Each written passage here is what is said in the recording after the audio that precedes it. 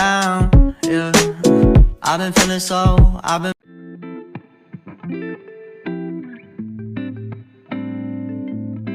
Makasih kesempatan, perkenalkan nama saya Daniel Otningas dari kelas ADO Keperawatan semester 1. Di sini saya akan membahas materi tentang tuberkulosis. Tuberkulosis atau TBC adalah penyakit menular yang disebabkan oleh bakteri Mycobacterium tuberculosis. Kondisi ini dapat menyerang otak, kelenjar getah bening, sistem saraf pusat, jantung, dan tulang belakang. Namun, infeksi TBC paling sering menyerang paru-paru. Menurut Organisasi Kesehatan Dunia (WHO), TBC berada di peringkat kedua sebagai penyakit menular yang mematikan Indonesia, termasuk 5 besar negara dengan jumlah pengidap TBC terbanyak di Asia Tenggara. Merujuk data 2012, jumlah pengidap TBC yang mencapai 305.000 jiwa. Mycobacterium tuberculosis dapat menular semburan air liur ketika mengidap TBC batuk, bersin, bicara, tertawa, atau bernyanyi. Meskipun cara menularnya mirip dengan pilek atau flu, TBC tidak menular semudah itu. Kamu perlu berkontrak dekat dengan pengidap TBC dalam waktu lama, beberapa jam, untuk bisa tertular penyakit ini. Selain itu, tidak semua pengidap TBC bisa menularkan penyakit anak-anak yang mengidap TBC. Mereka tidak bisa menularkan ke anak lain maupun orang dewasa. Semua orang berisiko tertular tuberkulosis, tetapi ada beberapa faktor yang meningkatkan risiko penularnya seperti 1. Melemahnya sistem kekebalan tubuh akibat pengidap penyakit atau meminum obat-obatan tertentu. 2. Bayi dan anak-anak yang sistem kekebalannya tubuhnya masih berkembang. 3. Orang lanjut usia yang sistem kekebalan tubuhnya mulai menurun. 4. Individu yang berpergian ke daerah dengan kasus TBC tinggi. 5. Konsumsi alkohol berlebihan yang dapat melemahkan sistem kekebalan tubuh. 6. Perokok aktif maupun pasif. 7. Bekerja di fasilitas kesehatan yang diharuskan berkontrak erat dengan orang sakit. 8. Tinggal bersama pengidap TBC. Tuberkulosis tidak selalu menunjukkan gejala sakit. Para ahli membedakan atas kedua jenis TBC, yaitu TBC laten dan TBC aktif. Pada jenis TBC laten ini, bakteri dalam keadaan tidak aktif sehingga pengidapnya tidak mengalami gejala apapun. Karena itu jenis laten bersifat tidak menular, tapi kondisinya perlu diobati agar tidak berkembang menjadi TB aktif.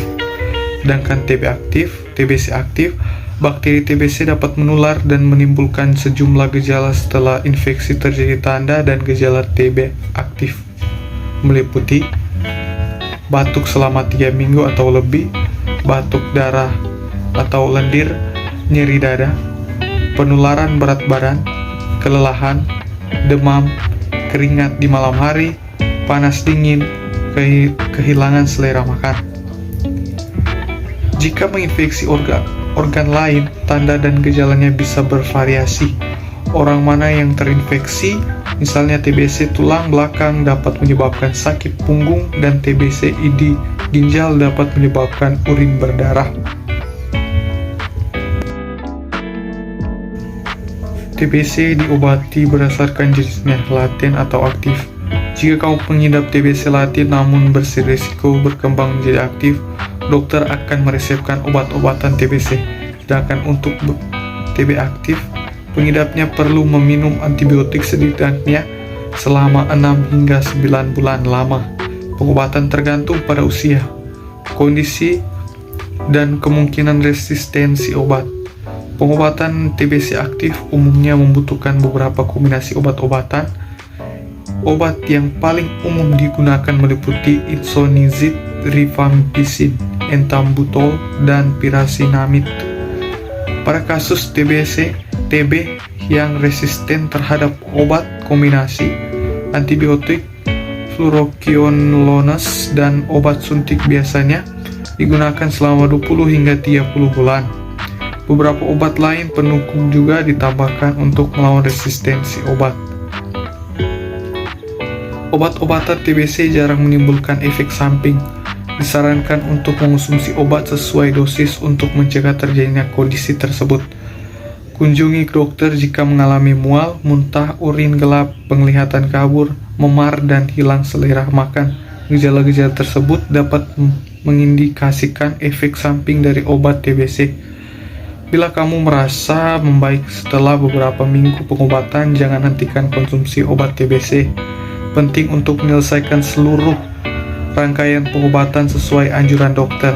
Menghentikan pengobatan dapat membuat bakteri yang masih hidup menjadi kebal. Keadaan ini bisa membuat TBC menjadi lebih berbahaya dan sulit diobati.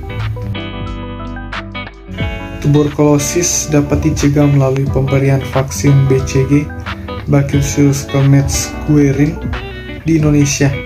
Vaksin wajib dan diberikan sebelum bayi berusia 3 bulan. Vaksin BCG juga dianjurkan bagi anak-anak, remaja, ataupun orang dewasa yang belum pernah menerimanya pada waktu bayi. Kesimpulan, berdasarkan materi yang disusun maka disimpulkan bahwa TBC adalah penyakit menular yang disebabkan oleh bakteri Mycobacterium tuberculosis. Kondisi ini dapat menyerang otak, kelenjar getah bening, sistem saraf pusat, jantung, dan tulang belakang. Namun infeksi TBC paling sering menyerang paru-paru dan dapat didiagnosa dengan tes Mantoux, tes darah, tes pencitraan, tes dahak. Dan melakukan pengobatan tuberkulosis, dan tuberkulosis dapat dicegah melalui pemberian vaksin BCG. Di Indonesia, vaksin wajib dan diberikan sebelum bayi berusia 3 bulan. Vaksin BCG juga dianjurkan bagi anak-anak, remaja, ataupun orang dewasa yang belum pernah menerimanya pada waktu bayi. Sekian dari saya, terima kasih. Selamat datang di Universitas Pembangunan Indonesia Manado. Universitas Pembangunan Indonesia Manado memiliki 6 fakultas dan 8 program studi.